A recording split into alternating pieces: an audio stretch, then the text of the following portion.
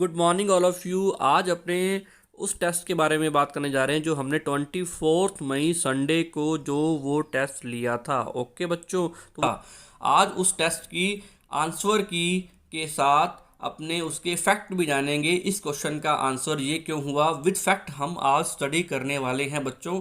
तो सारे बच्चे आ जाओ और हम मिलकर के आज एक टेस्ट के बारे में पूरी कंप्लीट स्टडी करते हैं, उसका पूरा का पूरा एनालिसिस करते हैं अपने। तो अभी आपकी स्क्रीन पे क्वेश्चन आने वाला है बच्चों, वो देखते हैं।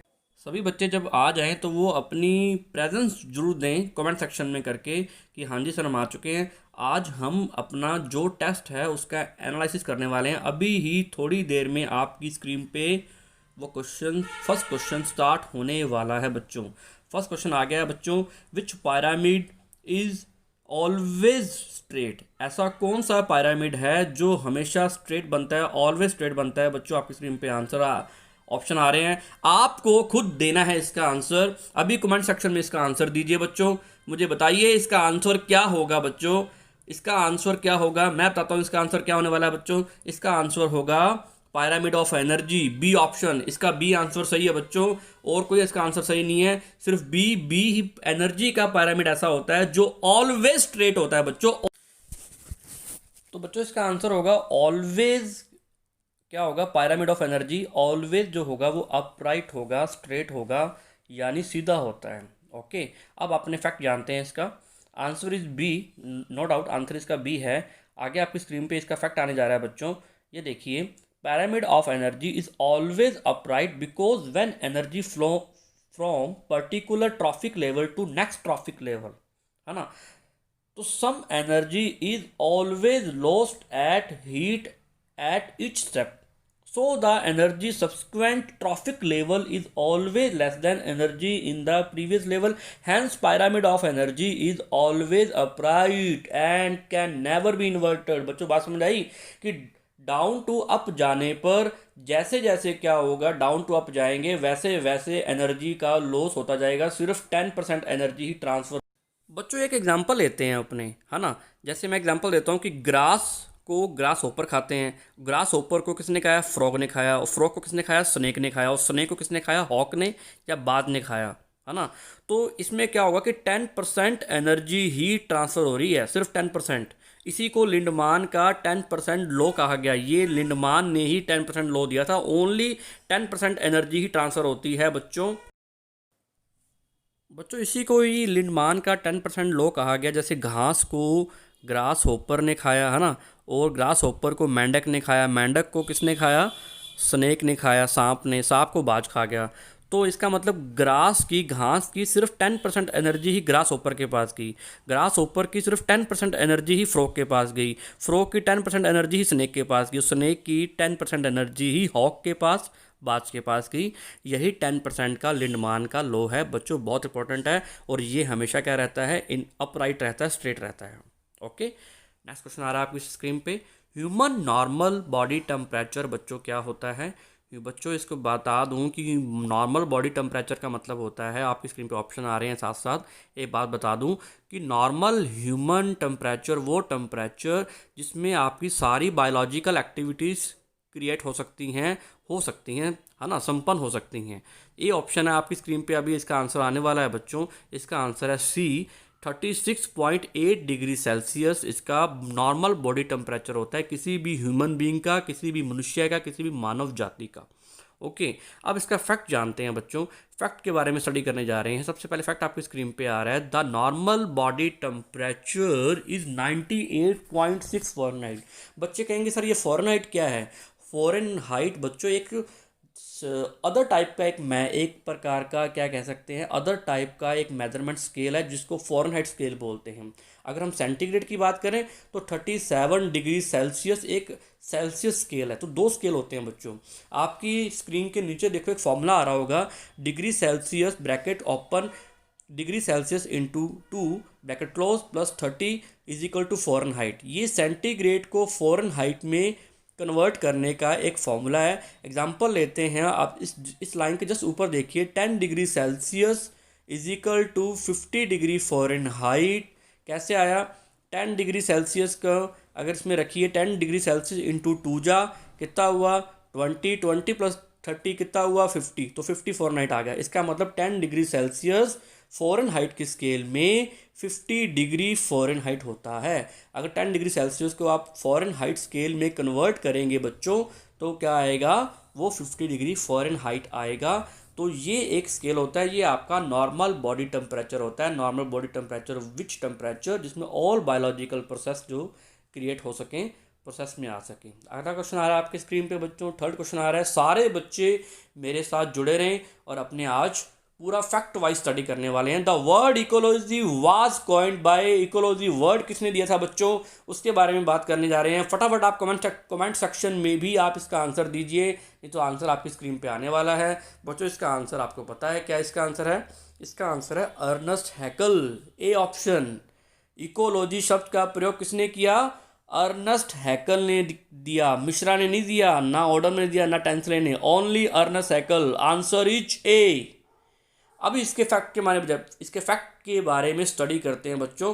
फैक्ट देखने जा रहे हैं, आपकी स्क्रीन पे आ रहा है। Answer is A, Ernst Haeckel coined the term ecology, AG Tansley coined the term ecosystem, Ramdev Mishra R Mishra father of Indian ecology. समझ आई बच्चों बात? Ernst Haeckel coined the term of ecology, Ramdev Mishra father of Indian ecology, AG Tansley coined the term ecosystem. Ecosystem term किसने दी? एजी Tansley ने दी, है ना। Ecology term किसने दी? हैकल ने दी। इकोसिस्टम एजी टेंसले। और फादर ऑफ इंडियन इकोलॉजी किसको बोलते हैं? रामदेव मिश्रा को बोलते हैं बच्चों। ये देखिए, अर्नेस्ट हैकल ने भी कई टाइप्स के वर्ड का यूटिलाइज किया, आविष्कार किया, खोज की। वो वर्ड कौन से है? फाइलम, फोलोगैनी और इकोलॉजी। ये 3 वर्ड और दिए किसने? अर्नेस्ट हैकल ने। ओके बच्चों, नेक्स्ट क्वेश्चन आपकी स्क्रीन पे आ रहा है। आप सारे फैक्ट देखिए, मैं थोड़ा सा स्पीड में चलूँगा बच्चों, इतना टाइम नहीं है अपने पास। अपने को 30 क्वेश्चन कवर करने हैं। तो फोर्थ क्वेश्चन आपकी स्क्रीन पे आ रहा है। Most stable ecosystem is, most stable ऐसा मतलब जो पूरी पृथ्वी पे, पूरी अर्थ के प्लेनेट में हमेशा आपको वो इकोसिस्टम मिलेगा। बच्चे कहते हैं सर इकोसिस्टम क्या होता है? इकोसिस्टम का मतलब होता है द रिलेशन बिटवीन बायोटिक और एबायोटिक कंपोनेंट। ओके, लिविंग और नॉन लिविंग ऑर्गेनिज्म के बीच में रिलेशन। इसका आंसर बच्चों क्या है? ए। और वो स्पेसिफिक एरिया का होगा तब उसको बोलेंगे इकोसिस्टम। स्पेसिफिक एरिया की अगर अपने क्या करते हैं, स्टडी करते हैं, तो इसका आंसर बच्चों क्या हुआ? इसका आंसर हुआ ए। आंसर हुआ ए। आंसर मतलब ओशियन जो ऐसा है जो हमेशा रहेगा। वो एक स्टेबल इकोसिस्टम है जहाँ पर लाइट की कभी कमी नहीं रहेगी, जहाँ पर वाटर के कंटेंट की कभी कमी नहीं रहेगी। ऑलवेज वहाँ मिनरल आपको मिलते रहेंगे, अवेलेबल रहेंगे। अगर आपको सारी वैराइटीज़, मिनरल्स, लाइट, एयर अगर प्रोवाइड होगी, तो जितने भी एक्वाटिक एनिमल्स हैं, जितने भी जलीय जीव हैं, वो कभी ख़त्म नहीं होंगे, वो कभी भी एक्सटिंक्ट नहीं होंगे, कभी विलुप्त नहीं होंगे बच्चों, वो हमेशा रहेंगे। इसका मतलब जो ओशियन है, दुनिया सारी ख़त्म हो जाए कोई दिक्कत नहीं, लेकिन ओशियन जो है ना, ओशियन वो स्टेबल रहेगा ही रहेगा, वो स्थायी तो बना के रखेगा काफ़ी टाइम तक, बाकी इकोसिस्टम के कंपैरिजन में, कंपैरेटिवली, है ना। एक पारिस्थितिकी तंत्र की स्थिरता संरचनात्मक और कार्यात्मक रूप से निर्धारित की जाती है। पारिस्थितिकी तंत्र की संरचना में जैविक और अजैविक घटक दोनों शामिल होते हैं ना।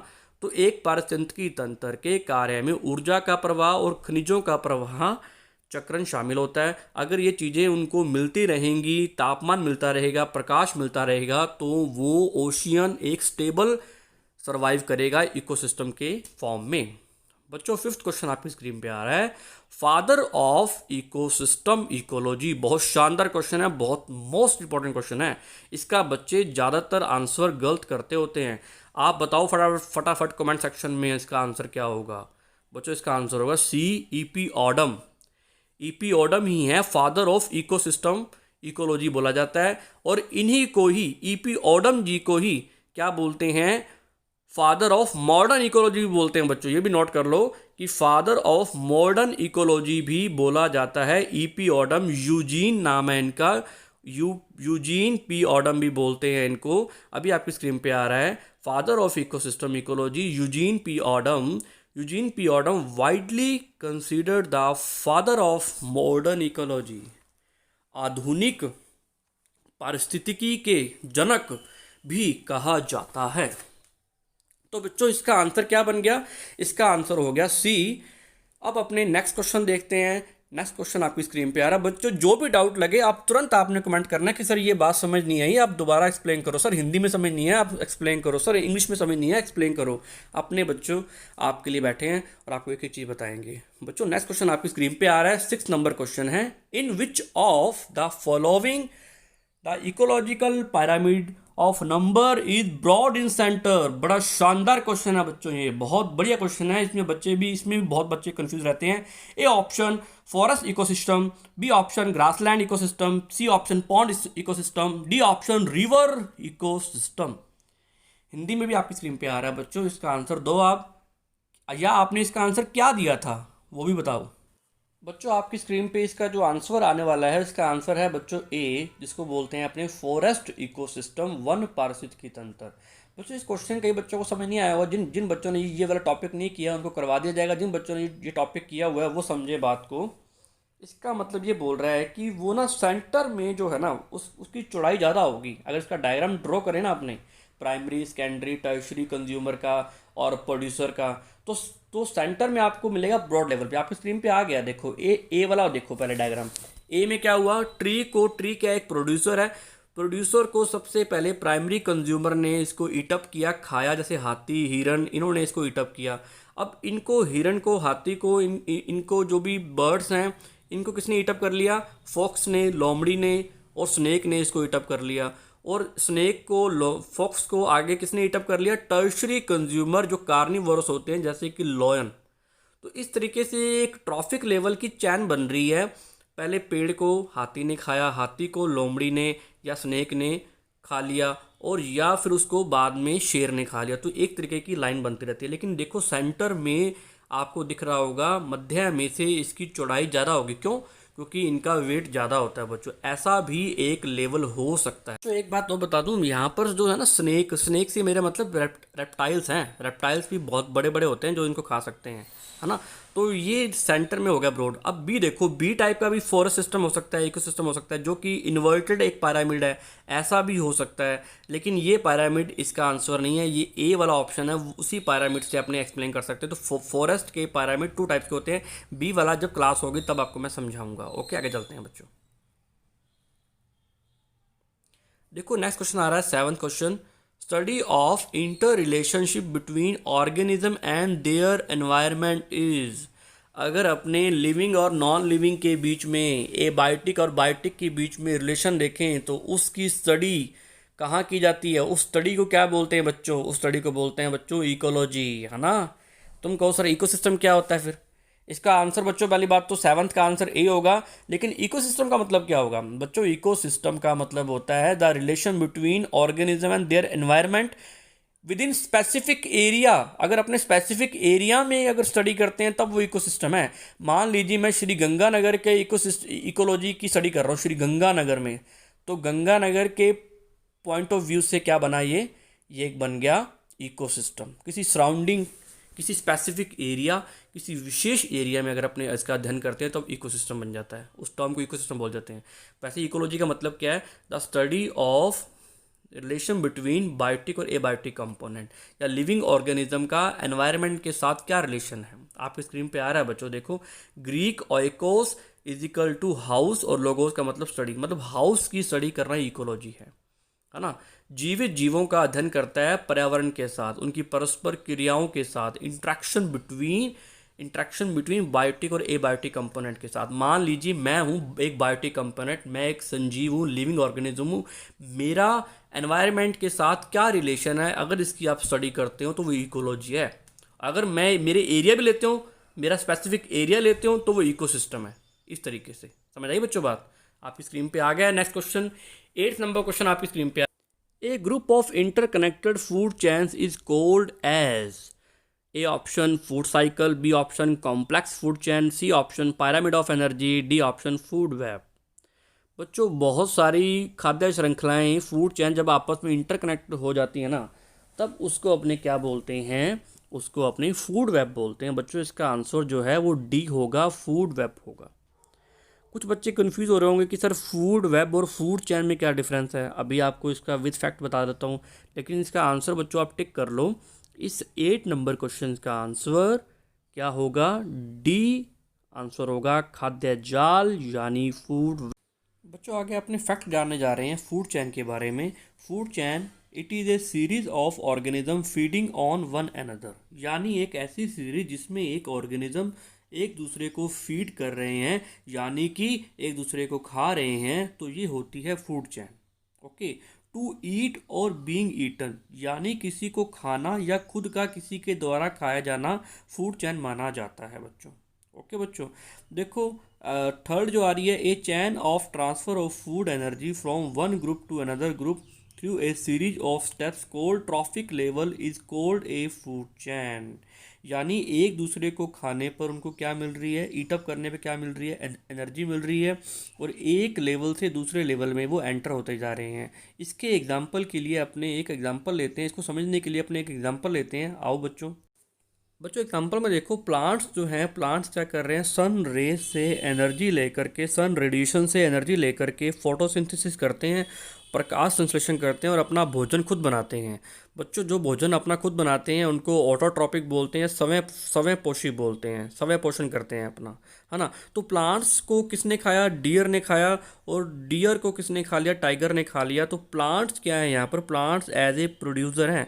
तो प्लांट्स को खाने के बाद डियर में एनर्जी ट्रांसफ़र होगी प्लांट्स को ईटअप करने से प्लांट्स को खाने में, तो प्लांट्स को क्या बोलेंगे? प्रोड्यूसर बोलेंगे। इस तरह से एक फूड चैन बन जाती है। ये फूड चैन 3 स्टेप्स की है। वैसे फूड चैन जितने मर्जी स्टेप्स की हो जाए कोई फ़र्क नहीं पड़ता, कोई लिमिट नहीं है स्टेप्स की।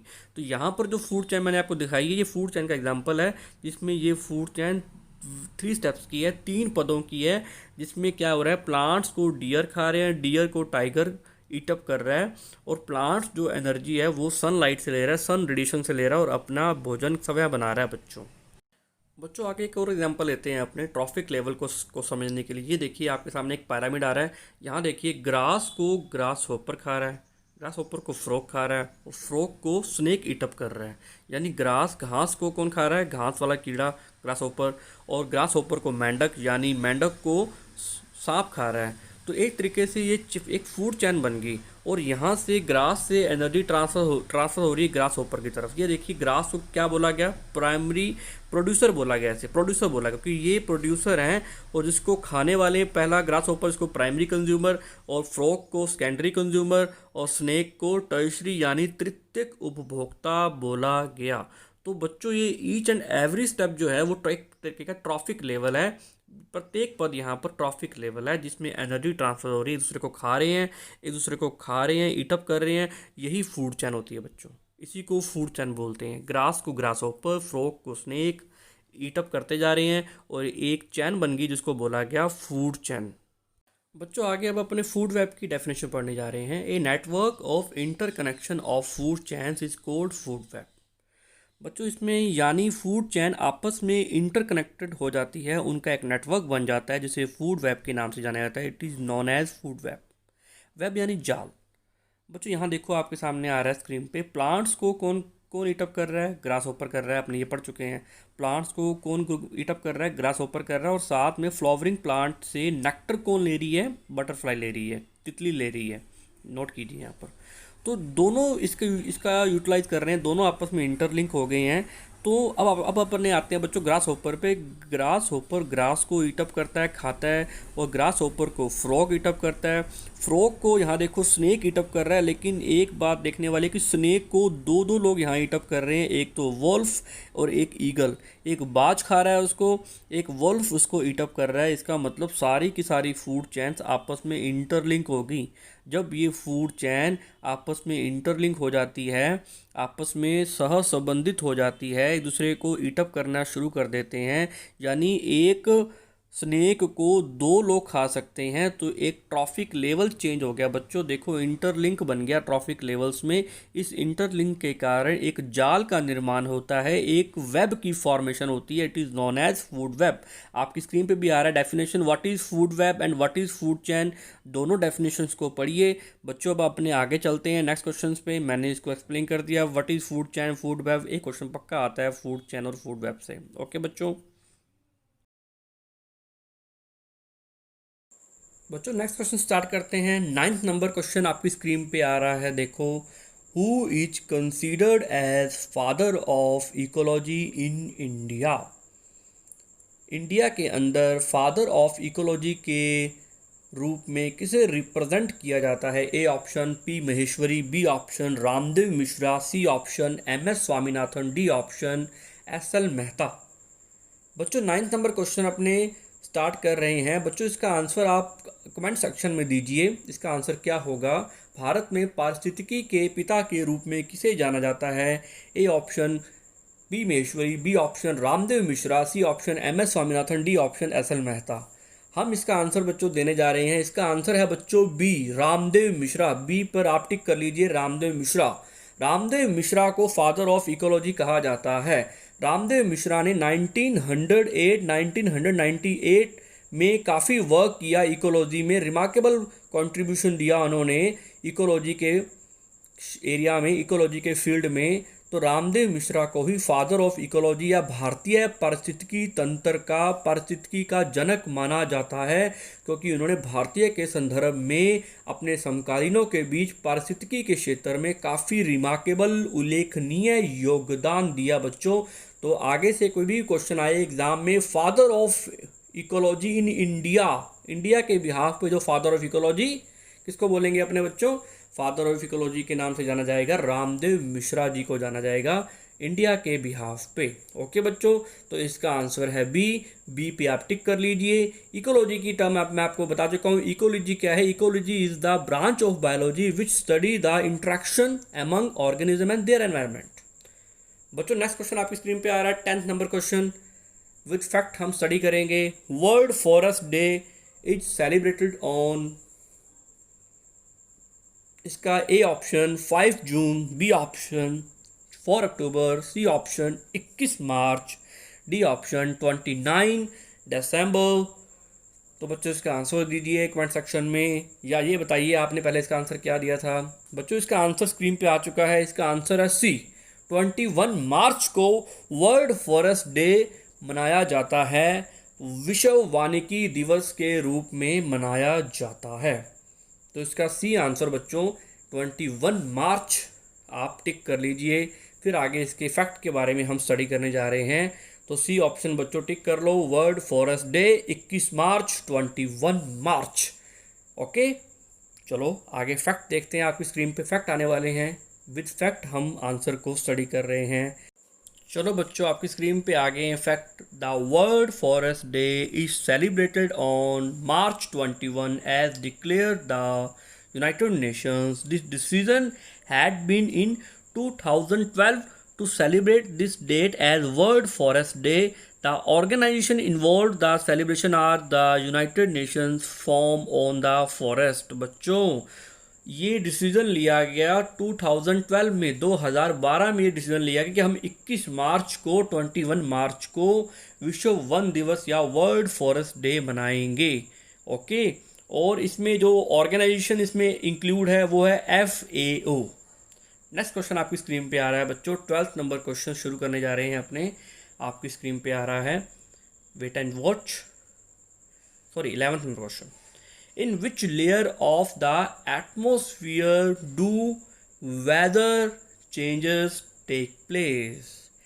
बच्चों ऐसी कौन सी लेयर है एटमोसफियर की जिसमें क्लाइमेटिक चेंज होते हैं, वेदर से रिलेटेड चेंज होते हैं, यानी वहाँ पर रेन भी होती है, वहाँ पर तूफान भी आते हैं, स्ट्रॉम भी आते हैं, क्लाइमेटिकल चेंज होते हैं, मैटीरियोलॉजिकल मौसम संबंधी परिवर्तन होते हैं।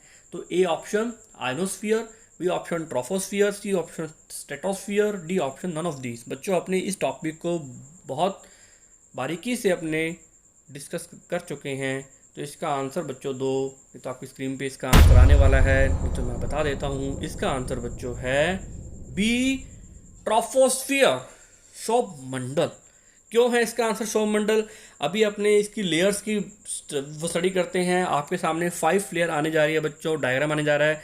ये देखो बच्चों, सबसे पहले फर्स्ट लेयर आती है troposphere, second layer stratosphere, third layer mesosphere and fourth layer thermosphere and fifth layer exosphere. Hindi में बात करें तो पहला सौर मंडल, ताप मंडल, मध्य मंडल, ताप मंडल जिसको आयन मंडल भी बोलते हैं, लास्ट आता है बहिर्मंडल। बच्चों जितने भी मौसम संबंधी परिवर्तन, जितने भी मैटीरियोलॉजिकल चेंजेस, वो सिर्फ और सिर्फ ट्रोपोस्फियर में आते हैं। प्रथम लेयर यानी जिसको फर्स्ट लेयर बोलते हैं, सारे के सारे चेंजेस वहीं आते हैं ट्रोपोस्फियर में। ठीक है, अगर आंधी आ रही है, तूफान आ रहा है या स्ट्रॉम आ रहा है, तो वो कहाँ आएगा? ट्रोपोस्फियर यानी सौर मंडल यानी फर्स्ट लेयर में आएगा। सारी की सारी डेंसिटी, बायोलॉजिकल डाइवर्सिटी आपको जहाँ मिलेगी वो कहाँ मिलेगी? ट्रोपोस्फियर में। बायोलॉजिकल डाइवर्सिटी का मतलब क्या है? All animals, all human beings, all species, जितने भी लिविंग ऑर्गेनिजम्स हैं वो सारे के सारे ट्रोपोस्फियर में ही सर्वाइव करते हैं बच्चों। तो आंसर क्या होगा? ट्रोपोस्फियर। ट्रोपोस्फियर में ही मैटीरियोलॉजिकल मौसम संबंधी परिवर्तन होते हैं। Answer is B. बच्चों 12th नंबर क्वेश्चन आपकी स्क्रीन पे आ गया है। 12th नंबर क्वेश्चन क्या है? Where is the most ozone in the atmosphere focused on.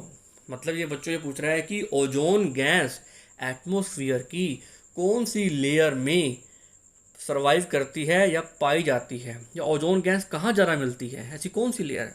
ये मैं आपको करवा चुका हूँ बच्चों। इसका आंसर क्या है बच्चों? A option, stratosphere. Okay, stratosphere को अपने क्या बोलते हैं हिंदी में? समताप मंडल बोलते हैं।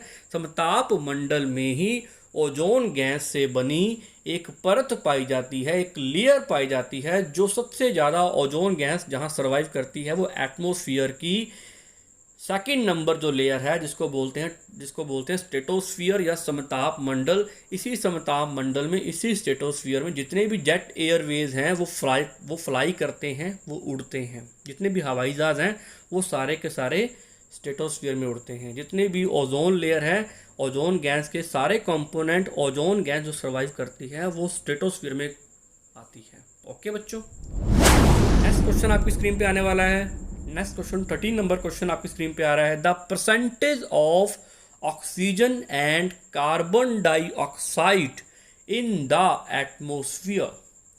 बच्चों जो नेक्स्ट क्वेश्चन आपकी स्क्रीन पे आया है उसने परसेंटेज कंपोजिशन पूछा है कि हाल ही में अभी इन प्रेजेंट ऑक्सीजन का कंपोजिशन क्या है और कार्बन डाइऑक्साइड का कंपोजिशन क्या है। A option 20.95% and 0.04%।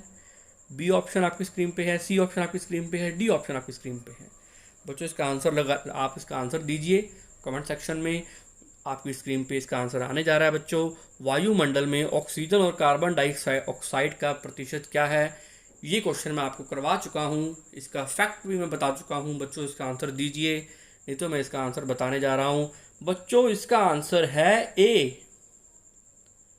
13 number question का आंसर बच्चों लिख लीजिए, टिक कर लीजिए। ए आंसर है इसका 20.95% एंड 0.04%। बच्चे कहेंगे कि सर 0.04 कैसे हो गया?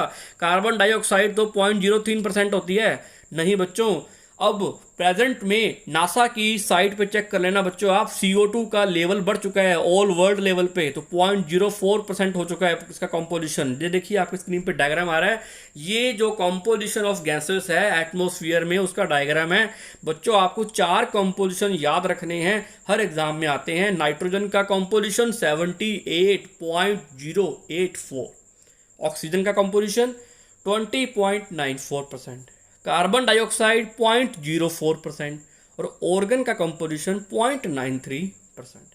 ओनली 4 कंपोजिशन की परसेंटेज आपको याद रखनी है, हर एग्जाम में पूछी जाती है। ओके बच्चों, तो only 4 composition of atmosphere gases का आपको लर्न करना है, याद करना है। नाइट्रोजन की कंपोजिशन, ऑक्सीजन की कंपोजिशन, कार्बन डाइऑक्साइड की कंपोजिशन एंड ऑर्गन की कंपोजिशन। ये चारों कंपोजिशन या संगठन याद रखने हैं, इससे बाहर क्वेश्चन कभी नहीं आएगा बच्चों।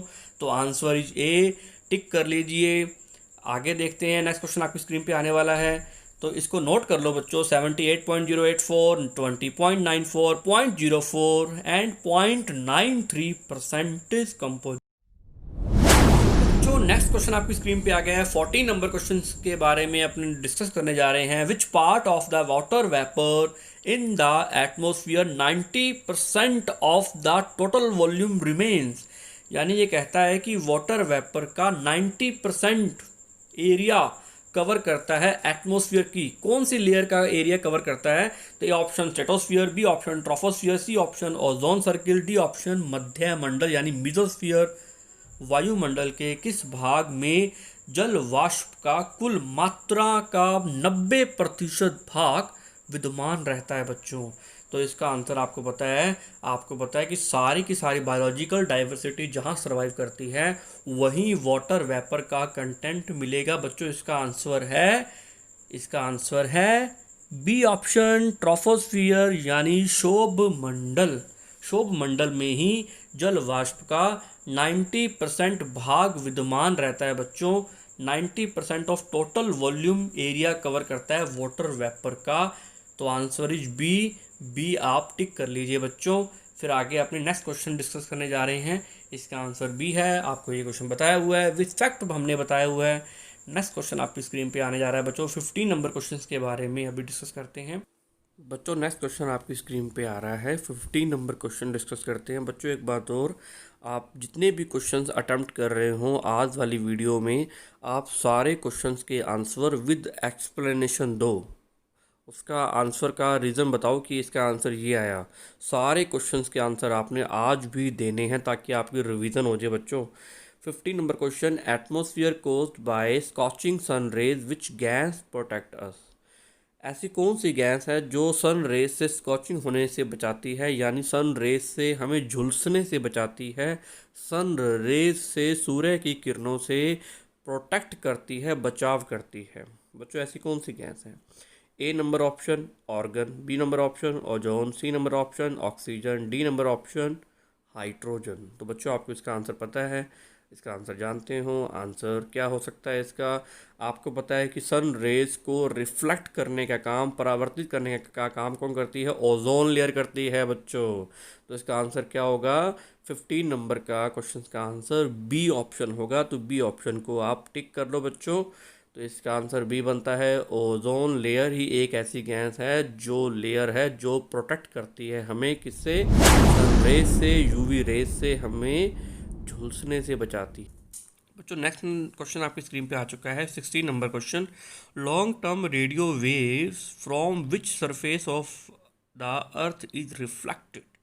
ए बच्चों ऑप्शन है आपकी स्क्रीन पे आयन सर्कल यानी आयन मंडल, बी ऑप्शन ट्रोपोस्फियर यानी शोभ मंडल, सी ऑप्शन स्ट्रेटोस्फियर यानी समताप मंडल, D option all of the above या ऑल दीज।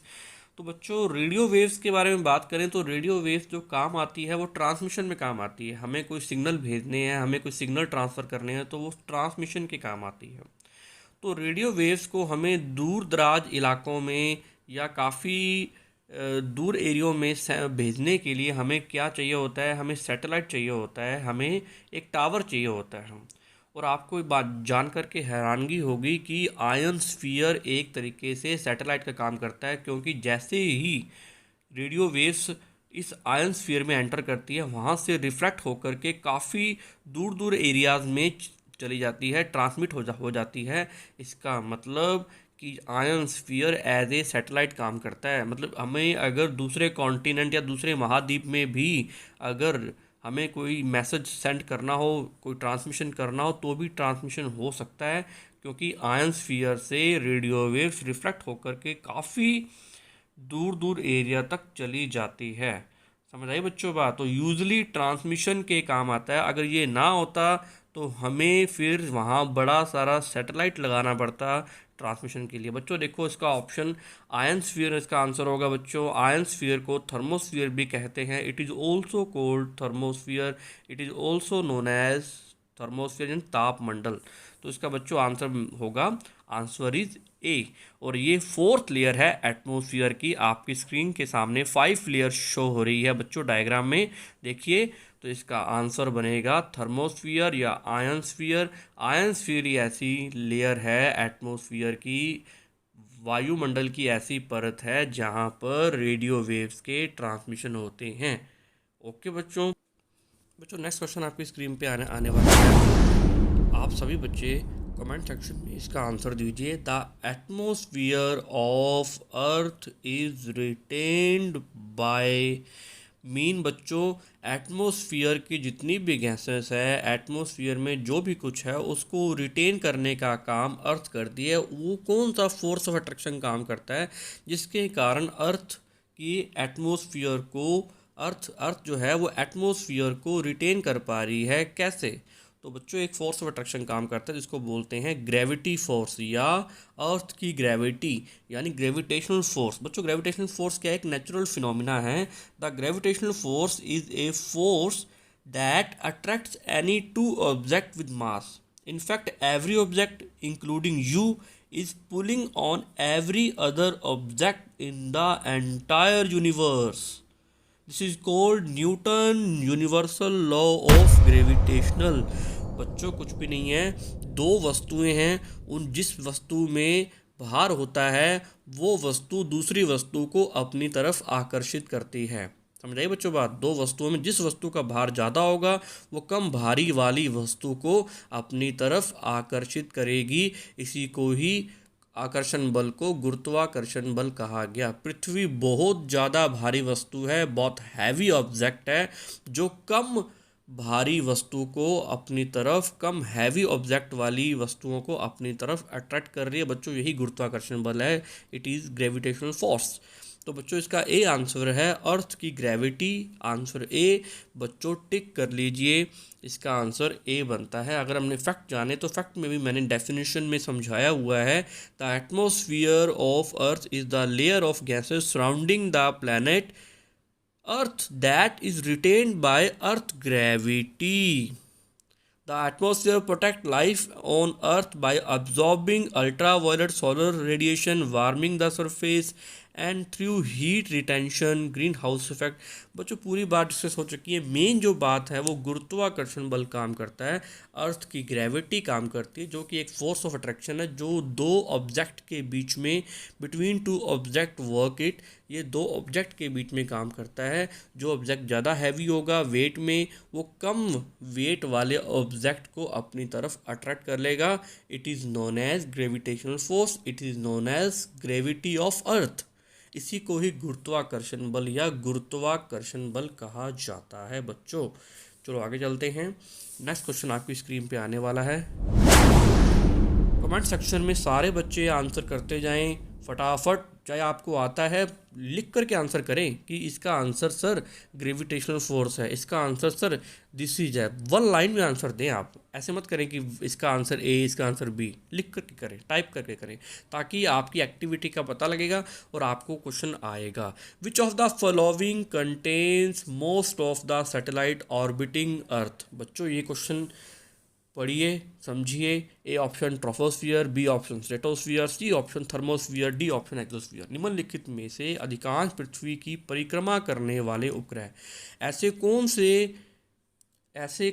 सी लेयर है जहां पर उपग्रह सैटेलाइट परिक्रमा यानी रेवोल्यूट करते हैं, घूमते हैं, चक्कर लगाते हैं पृथ्वी के चारों ओर।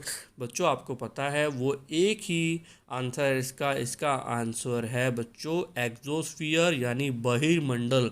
वहीं सैटेलाइट चक्कर लगाते हैं, वहीं वो अराउंड करते हैं। सबसे लास्ट वाली लेयर है एटमॉस्फेयर की, सबसे लास्ट वाली लेयर है, सबसे अंतिम परत है वायुमंडल की, जहां पर क्या करते हैं, चक्कर लगाते हैं। आपकी स्क्रीन पे डायग्राम शो हो रहा है। सबसे लास्ट वाली लेयर देखो बच्चों, एक्सोस्फियर, जिसको बहिर्मंडल बोलते हैं। तो आंसर टिक कर लीजिए, ये मैंने समझाया हुआ है। सारे के सारे सैटेलाइट की बात कर रहा है, रेवोल्यूशन की बात कर रहा है, तो रेवोल्यूट कहाँ करते हैं, एक्सोस्फियर में। तो आंसर इज डी आंसर आप बच्चों टिक कर लो आप। ठीक है, चलते हैं आगे।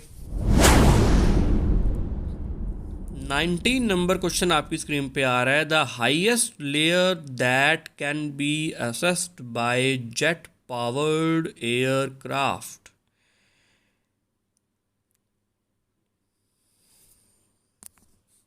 ए option troposphere, B option stratosphere, C option mesosphere, D option thermosphere.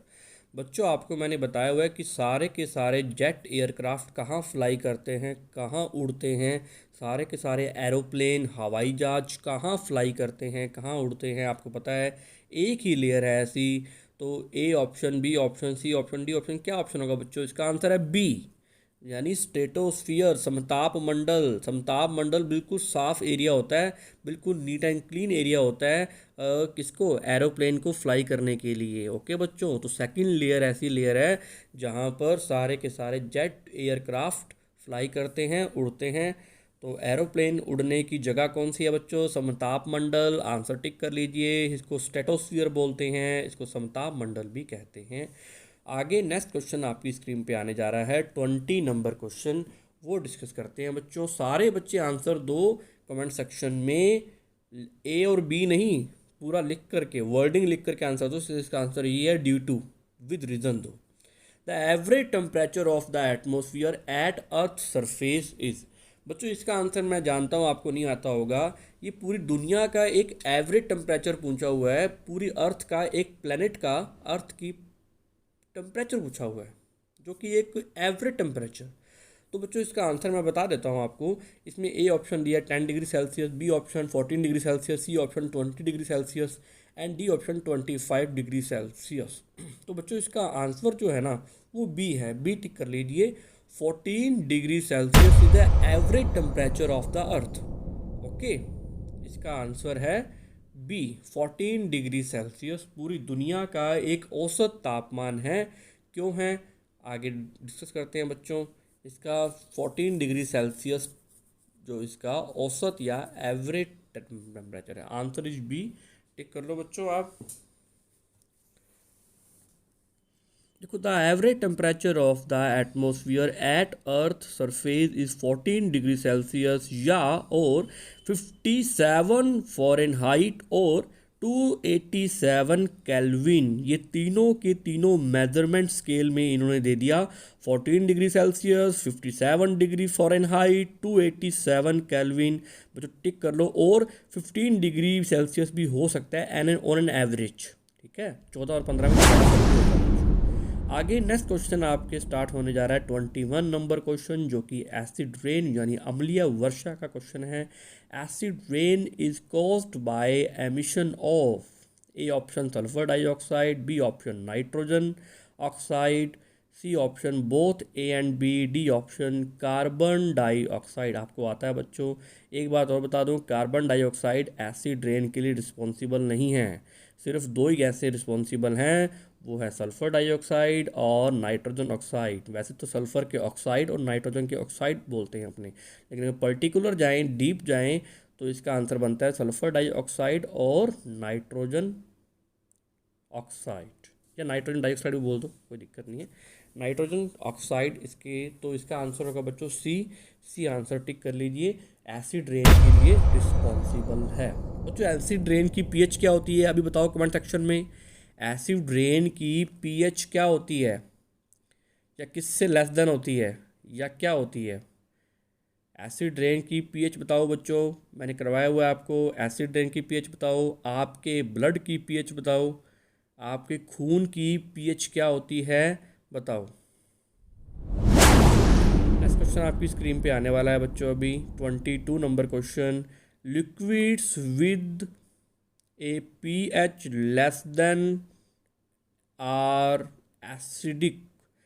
ऐसा कौन सा लिक्विड है जिसकी पीएच ना लेस देन, किससे लेस देन होगी जब वो एसिडिक हो जाए?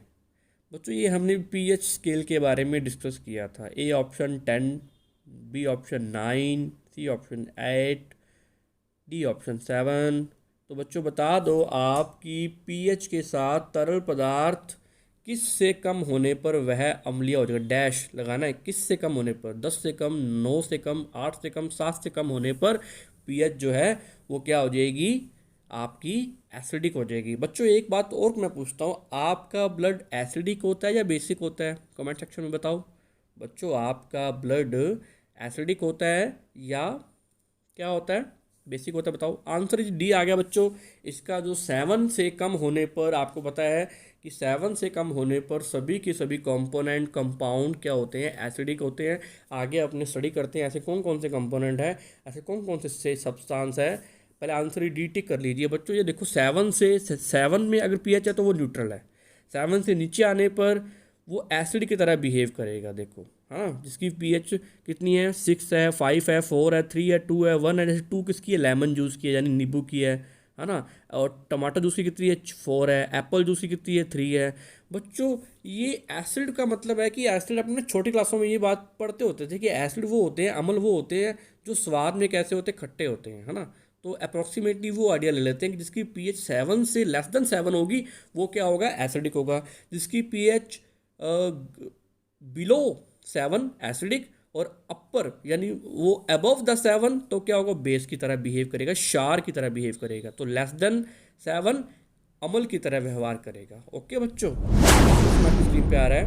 बच्चों मैंने अभी आपसे 2 क्वेश्चन पूछे हुए हैं कि मुझे आपने ब्लड की पीएच बतानी है, मुझे आपने एसिड रेन की पीएच बतानी है, और ब्लड एसिडिक होता है या बेसिक होता है। ये 3 क्वेश्चन मैंने आपसे पूछे हुए हैं। इसका आंसर कमेंट सेक्शन में करते रहो, फिर मैं इसका आंसर आपको कमेंट में ही दूंगा। तो 23 नंबर क्वेश्चन आ रहा है बच्चों आपकी स्क्रीन पे। And dash and water is the air react together to from carbonic acid. ये कहता है कि इनमें से ऐसा कौन सा कंपोनेंट है, ऐसी कौन सी गैस है जो रिएक्शन करके वाटर कंटेंट के साथ क्या बनाती है, कार्बोनिक एसिड बनाती है। बच्चों आपको बताया हुआ है कि एसिड रेन में, जो एसिड रेन के टॉपिक में हमने ये पढ़ा था कि आपको पता है कि नॉर्मल रेन जो होती है वो एसिडिक होती है ना। जो नॉर्मल रेन जो होती है, जो सामान्य वर्षा होती है, वो कैसी होती है, एसिडिक होती है। उसमें कार्बन डाइऑक्साइड वाटर कंटेंट के साथ रिएक्शन करके क्या बनाती है, H2CO3, जिसको कार्बोनिक एसिड या कार्बोनिक अम्ल के नाम से जाना जाता है। इसका मतलब आपकी वर्षा जो होती है, जो रेन होती है, नॉर्मल रेन, वो कैसी होती है, अम्लीय होती है, एसिडिक होती है। ओके बच्चों, कोई आपसे क्वेश्चन पूछे, रेन जो होती है, वर्षा जो होती है, वो कैसी होती है, अम्लीय प्रकृति की होती है, एसिडिक नेचर की होती है। उसकी एसिडिटी क्या होती है वो आपके बतानी है। 24 नंबर क्वेश्चन आ रहा है, विच of the following power station produce sulphur dioxide. ऐसा कौन सा पावर स्टेशन है, जो पावर प्लांट है जो सल्फर डाइऑक्साइड का एमिशन करता है। बच्चों आपको मैंने बताया हुआ है कि सल्फर डाइऑक्साइड का एमिशन सबसे ज़्यादा जो करता है वो कोयले के प्लांट जो होते हैं, कोल के जो प्लांट होते हैं, और सेकंड क्रूड ऑयल की जो रिफाइनरीज होती हैं, जो क्रूड ऑयल को रिफाइन करती हैं, वो सारी की सारी रिफाइनरीज और कोल प्लांट्स जो होते हैं, जैसे थर्मल पावर प्लांट बोल दो और ऑयल की रिफाइनरीज बोल दो, ये सारे के सारे मिलियन ऑफ टन, काफ़ी टन, अमाउंट ऑफ टन में क्या क्या करते हैं, एमिशन करते हैं सल्फर डाइऑक्साइड गैस का।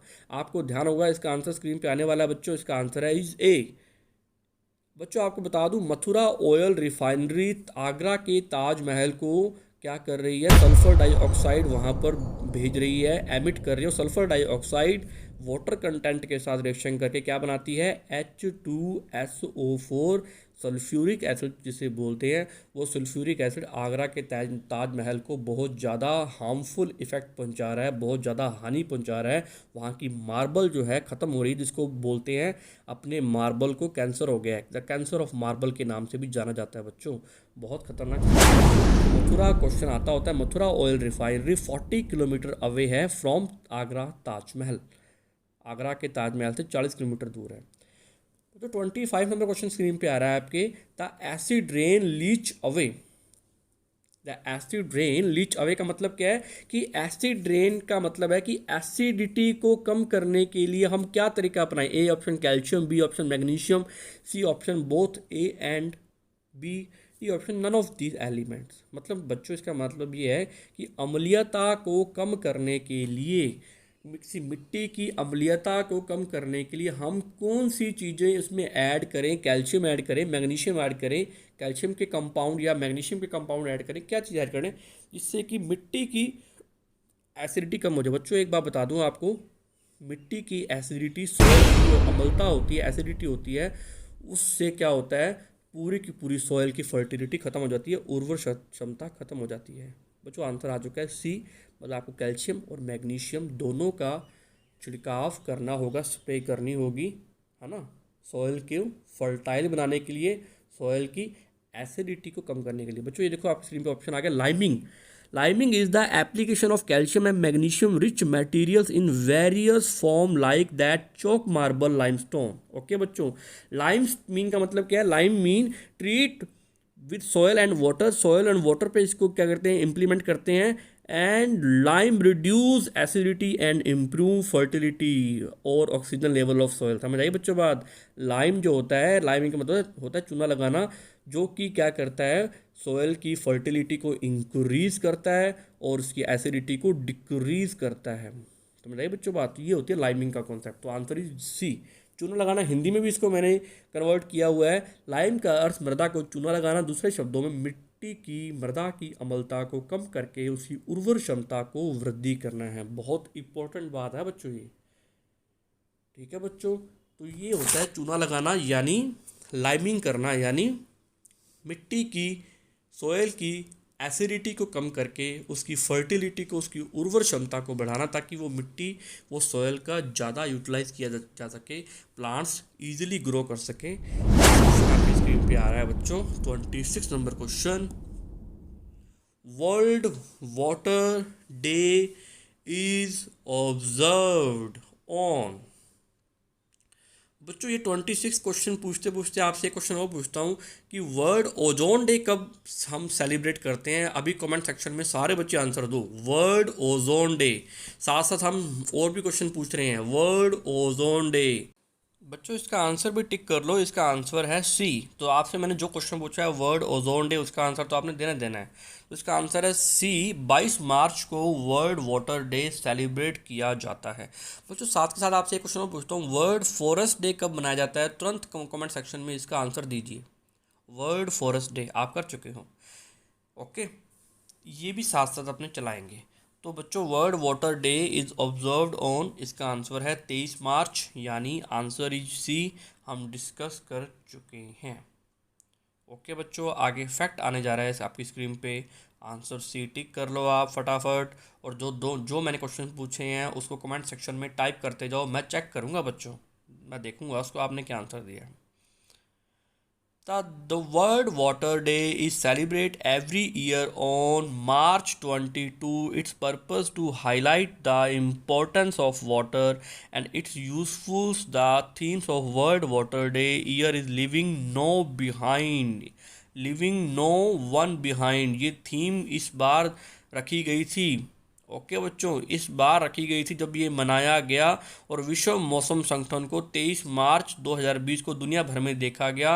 इसकी थीम क्या थी, लिविंग नो वन बिहाइंड, हम इसके बिना नहीं रह सकते, वाटर के बिना, तो सेव कीजिए वाटर को, उसकी यूटिलाइज को समझाया गया उस दिन। तो 22 March is the world water day.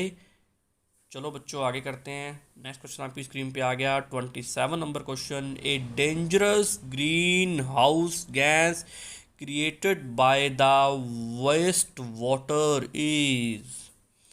बच्चों ये क्वेश्चन थोड़ा सा आपको डाउटफुल में ला सकता है कि ये dangerous greenhouse gas created by the waste water, ऐसी कौन सी गैस है जो वेस्ट वाटर से बनती है, यानी वाहित मल से बनती है, यानी एक्स्ट्रा वेस्ट मटेरियल से बनती है, यानी अपशिष्ट पदार्थों से बनती है, यानी अपने जो नाले हैं ना, जहाँ पर अपने कचरा वगैरह डालते हैं, जितना भी वाहित मल होता है वहाँ से बनती है ना। तो बच्चों इसका आंसर जो है ना, वो इसका आंसर तो होगा डी। कुछ बच्चों की कन्फ्यूज़न ये होती है कि सर और भी तो गैस बनती है, जैसे जैसे सल्फर डाइऑक्साइड भी तो बनती है, और या कार्बन डाइऑक्साइड भी बनती है। तो बच्चों नहीं, क्योंकि मेनली जो बनती है, मेनली पूछा है वो है मैथेन, और नाइट्रोजन तो बनती ही नहीं, बिल्कुल बिल्कुल, नाइट्रोजन तो एटमॉस्फेयर में होती है। तो बच्चों मेनली पूछा है, मेनली ऐसी कौन सी गैस है, मैथेन गैस है वो, okay, CH4, answer is D. तो नेक्स्ट क्वेश्चन आपकी स्क्रीन पे आ रहा है बच्चों 28 number question. Which type of radiations is absorbed bye ozone layer in the atmosphere. ऐसा कौन सा टाइप ऑफ रेडिएशन है, ऐसी कौन सी विकिरणें हैं जो ओजोन लेयर जिसको ओजोन लेयर एब्जॉर्ब करती है, ऐसी कौन सी रेडिएशंस हैं? A option ultraviolet, B option infrared, C option X rays, D option microwave. तो बच्चों बताओ, अल्ट्रा वायलेट रेज हैं या इंफ्रारेड हैं या एक्स रेज हैं या माइक्रोवेव हैं? बच्चों इसका आंसर आपको पता है, इसका आंसर ए है। अल्ट्रा वायलेट रेज को ओजोन लेयर क्या कर लेती है? एब्जॉर्ब कर लेती है बच्चों। और जो हमें बहुत बेनिफिट पहुंचाती है। बच्चों ये क्वेश्चन फटाफट आपसे पूछने जा रहा हूँ कि यूवी रेज से हमारी बॉडी पे क्या इफेक्ट पड़ता है? अगर ये ना हो तो क्या होगा? तो यूवी रेज के इफेक्ट को फटाफट कमेंट सेक्शन में लिख के बताओ मुझे फटाफट लिख के बताओ। 29 नंबर क्वेश्चन स्टार्ट हो रहा है बच्चों। Who discovered the phenomena of acid rain? Acid rain का फिनोमिना किसने दिया? अम्लीय वर्षा किसने खोजी, किसने डिस्कवर्ड की? A option George Brown, B option James T Stewart, C option Robert Angus Smith और डी ऑप्शन चार्ल्स डेविड। अम्ल वर्षा की घटना की खोज किसने की? ये इंसिडेंट किसने समझाया? ये रिएक्शन किसने समझाई कि एसिड रेन भी हमें हमारे लिए हार्मफुल है? बच्चों ये क्वेश्चन आपसे और पूछता हूँ कि एसिड रेन के हमारी बॉडी पे, हमारी नेचर पे, हमारी एटमॉस्फेयर पे क्या हार्मफुल इफेक्ट है वो बताओ। बच्चों जो क्वेश्चन पूछ रहा हूँ सारे आंसर देने हैं आपने कमेंट सेक्शन में। बच्चों इसका आंसर आने वाला है आपकी स्क्रीन पे। Answer is C, Robert Angus Smith. Answer is C. Tick कर लीजिए बच्चों। फैक्ट जानते हैं। Robert Angus Smith in 1852, Robert Angus Smith was the first to show the relationship between acid rain and atmosphere pollution in Manchester, England. In the late 1960s, scientists began widely observing and studying the phenomena. The term acid rain was coined in 1872 by Robert Angus Smith. Robert Angus Smith ने सबसे पहले इस term को दिया, इस term को समझाया बच्चों। ओके बच्चों, नेक्स्ट क्वेश्चन अपने डिस्कस करने जा रहे हैं। वो ये क्वेश्चन है जो आपकी स्क्रीन पे उस दिन नहीं आ पाया था, 30 नंबर क्वेश्चन। और बच्चे देखो, बच्चों ने 30 नंबर क्वेश्चन के 3 ऑप्शन पढ़ते ही आंसर दे दिया। आंसर सर इसका डी है। बच्चे हमारे महान हैं वाकई में। तो 30 नंबर क्वेश्चन की बात कर रहे हैं। Acid rain is harmful for which of the following is? A breathing problem causes, B option harmful to farming, D C option damage to buildings and monuments is deliver, D option all of the above। बच्चों को answer आता है बच्चों, इसका answer आप अपने आप दे दीजिए। इसका जो भी आंसर बनता है कमेंट सेक्शन में दे दो बच्चों, फटाफट इसका आंसर दे दो बच्चों। इसका ए ऑप्शन है सांस लेने संबंधी समस्याओं का कारण। सभी बच्चों ने आंसर दे दिया। मैच कीजिए, बताओ सभी कमेंट सेक्शन में कि आंसर सही है गलत है, राइट या रॉन्ग। ओके बच्चों, बताओ बच्चों आपका आंसर क्या सही हुआ। जो मैंने अब आपसे क्वेश्चन पहले पूछे हुए थे वर्ल्ड ओजोन डे, वो सारे क्वेश्चंस के आंसर दो मुझे अभी। बच्चों टाइम इज़ ओवर। 30 क्वेश्चन हमारे कंप्लीट हो चुके हैं। इवनिंग तक आपको रिजल्ट मिल जाएगा, मे बी, पूरी पॉसिबिलिटी है। थैंक यू डियर स्टूडेंट्स, आपने ये पेपर अटैम्प्ट किया। अब नेक्स्ट पेपर की प्रिपरेशन करते हैं, उसका सिलेबस आपको बता दिया जाएगा बच्चों। All the best, thank you, मिलते हैं, बाय बच्चों।